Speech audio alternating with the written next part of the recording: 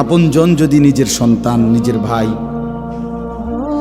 নষ্ট করে দেয়, তার চাইতে বড় অপরাধ আর কি বলে? এর চাইতে বড় জুলুম আর কি হইতে পারে? এতটা ছোট বাচ্চা, এই বাচ্চা তার হাতে এই বড় মোবাইলটা তুলে দেওয়ার এতটুকু আকল, দিমাগ, এতটুকু বিবেক যদি না থাকে, তো আমাদের সমাজ টিকবে কিভাবে বলে? ছোট ছোট বাচ্চা যদি সবাই যদি দিন রাত এই গুনার মধ্যেই লিপ্ত থাকে, তো আমাদের আগামী প্রজন্ম, আগামী জেনারেশন আলোকিত মানুষ হবে কিভাবে? চরিত্রবান হবে কিভাবে? 3 বছরের বাচ্চাও যদি মোবাইল ছাড়া না ঘুমায়, ভাত খাইতে না চায়, তো আমাদের ভবিষ্যৎ কি? আগামী সম্ভাবনাটা কি আমাদের বলে? এই জন্য আসলে এটা জুলুম। কমপক্ষে অপ্রাপ্তবয়স্ক বাচ্চার হাতে যেই বাপ, ভাই, আত্মীয় স্বজন এই বড় মোবাইল তুলে দেয়, আপনি তার উপরে জুলুম করলেন, নিজে অনেক বড় ক্ষতি করলেন। রাসূলুল্লাহ সাল্লাল্লাহু আলাইহি ওয়াসাল্লাম বলছেন, কুল্লু মাউলুদিন ইউলাদু আলাল ফিতরা, প্রতিটি মানব সন্তান ইসলাম মানার, আল্লাহকে মানার পুরা যোগ্যতা নিয়ে এই পৃথিবীতে ভূমিষ্ঠ হয়। ফাআবাওয়াহু ইউহাব্বিদানিহি আও ইউনাসসিরানিহি আও ইউমাজ্জিসানিহি, অতঃপর মা বাবা, এখানে ব্যাখ্যার মধ্যে আছে অভিভাবক, মা বাবা সহ অভিভাবক ওই সন্তানটিকে, ওই মানব ভূমিষ্ঠ বাচ্চাটিকে ধীরে ধীরে ইহুদি বানিয়ে দেয়, অথবা খ্রিস্টান বানিয়ে দেয়, অথবা অগ্নি পূজক বানিয়ে দেয়। তাহলে অভিভাবক নষ্ট করে দেয়। আল্লাহর নবী সাল্লাল্লাহু আলাইহি সাল্লাম বলছেন, আর রাজুলু আলা দীন খলিলিহি, মানুষ যাকে সঙ্গী বানায় তার দ্বারা মানুষ প্রভাবিত হয়। যে যার সাথে উঠা বসা করে, চলাফেরা করে, কিছু সময়ের ব্যবধানে তার প্রভাব তার মধ্যে আসে। এই জন্য এটাই যদি আপন হয় মোবাইলটা, তো তার মধ্যে খামখেয়ালি, খাহেসাত, নফসের পূজা, মনের চাহিদার যথেচ্ছ অনুসরণ, এটাই তার মধ্যে আসবে। একটা পর্যায়ে বাচ্চা এখনই সমস্ত ছেলে পেলে মা বাবা, পরিবার, ধর্ম, আখেরাত কিছুর সাথে কোনো বন্ধন নেই। অধিকাংশ সন্তানের জীবনটা শুধুই মোবাইল কেন্দ্রিক, বন্ধু বান্ধবদের আড্ডা আর এই মোবাইল দেখা, এই এক জীবনের উপরে 12, 14, 16, 18 ঘন্টা হায়াতের শেষ। তো এই ছেলেটা বুঝতেও চাচ্ছে না যে অধীর ভবিষ্যতে তার কি হবে। এই সময়গুলো, এই হায়াতের এই লম্বা টাইম আর তো ফিরবে না। কোনো ঘন্টা, কোনো মিনিট, কোনো সেকেন্ড পৃথিবীতে আর নতুন করে দ্বিতীয়বার আসে না। নতুনটা তো নতুন সময়, এইটা তো আর আসে না। মনে করেন 23শে নভেম্বর 2024, এটা আর কোনোদিন হবে না। আগামী বছর 23শে নভেম্বর হবে, তো সেটা তো 2025 সাল। শনিবার আর এই শনিবার আর হবে না, আগামী শনিবার আসবে, কিন্তু সেটা তো 23 তারিখ না, সেটা তো হবে 30 তারিখ। তাইলে প্রতি ঘন্টা, মিনিট, সেকেন্ড একবারই আসে। কোরআন শরীফে আছে, বারবার একটা কথা আছে কোরআন শরীফে, মৃত্যুর সময় থেকে শুরু করে জাহান্নামে পর্যন্ত প্রত্যেকটি পাপী নাফরমান আল্লাহর কাছে মৃত্যুর সময়, কবরে, হাসরের মাঠে এবং জাহান্নামে বারবার আল্লাহর কাছে একটা জিনিস চাইবে। সেটা হলো, আল্লাহ আমার দুনিয়ার জীবনে কিছু সময়ের জন্য ফেরত দেন, একটু সময়। কোরআন শরীফের বহু আয়াত আছে, হাত্তা ইযা জাআ আহাদাহুমুল মাউতু ক্বালা রাব্বিরজিউন।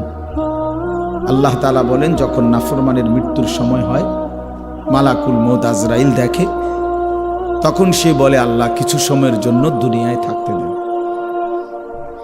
কোরআন শরীফে আছে ওয়া আনযিরিন নাসা ইয়াওমা ইয়াতিহিমুল আযাবু ইয়াওমাল কিয়ামা ফায়াকুলুল লাযীনা যালামু রব্বানা আখিরনা ইলা আজালিন করিব। আল্লাহ তাআলা বলেন, হে নবী, আপনি লোকদেরকে কিয়ামত দিবসের হাসরের ময়দানের আযাবের কথা ভয় দেখান, কেননা সেদিন সমস্ত জালেম নাফরমান পাপী আল্লাহকে বলবে, আল্লাহ ইলা আজালিন করিব, অল্প একটু সময়ের জন্য আমাকে দুনিয়ায় ফেরত যেতে দেন। এই যে সময় চাই। কোরআন শরীফে আছে ওয়া আনফিকু মিম্মা রাযাকনাকুম মিন ক্বাবলি আন ইয়াতিয়া আহাদাকুমুল মাউত ফায়াকুল রাব্বি লাউলা আখারতানি ইলা আজালিন করিব।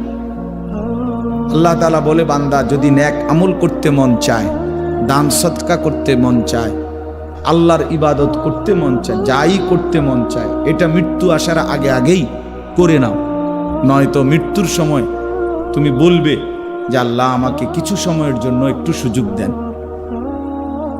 কোরআন শরীফে আছে জাহান্নামী জাহান্নামের মধ্যে বারবার আল্লাহকে বলবে, রব্বানা আখরিজনা না'মাল সালিহান গায়রাল্লাযী কুন্না না'মাল।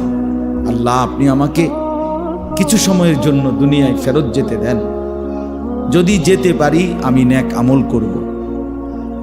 রব্বানা আখরিজনা ফাইন উদনা ফাইন্না যালিমুন। জাহান্নামী বলবে, আল্লাহ আমারে কিছু সময়ের জন্য জাহান্নাম থেকে বের করেন, এবার যদি ফিরে গিয়ে আবারও অন্যায় করি, পাপ করি, তাহলে আমি বড় বেশি জালেম, এরপরে আপনি আমারে তার চাইতে কঠিন শাস্তি দিয়েন, কিন্তু এবার একটু সুযোগ দেন আরেকবার। এই সবগুলো কথার জবাবে একটাই, কাল্লা। আল্লাহ তাআলা বলবেন, কখনোই না বান্দা, এটা হবে না। ওয়ালান ইউআখির আল্লাহ তাআলা কাউকে আর কখনোই এক জাররা বিন্দু সময় দিবেন না। আওয়ালাম নুআম্মিরকুম, কোরআন শরীফে আছে আল্লাহ তাআলা বলবেন, বান্দা আমি কি তোমাকে সময় দেই নাই? আমি কি হায়াত দেইনি? দিয়েছিলাম। আমি যথোপযুক্ত টাইম দিছি।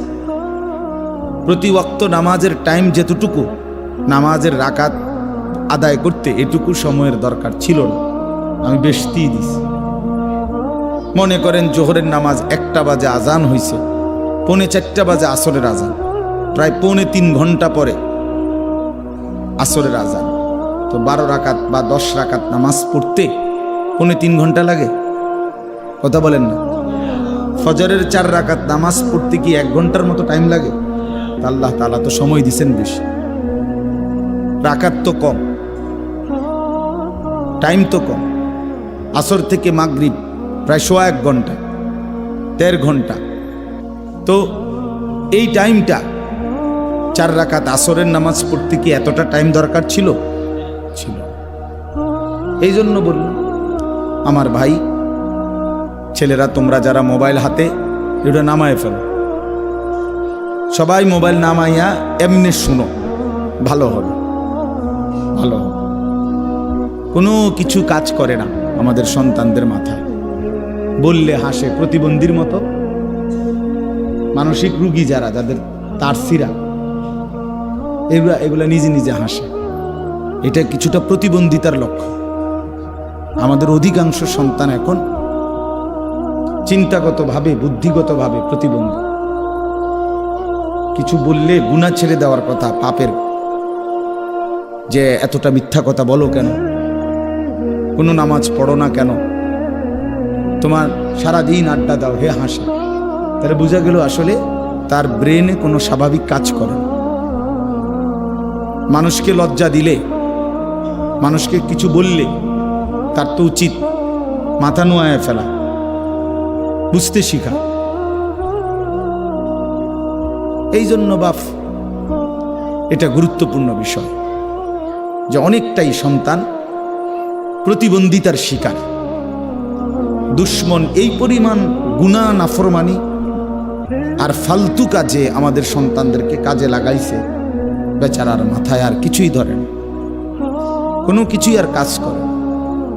মা একটা আদেশ কাজ করতে বললে হে পারবে না, এক কথায় উত্তর দিয়ে দিছে, পারতাম না।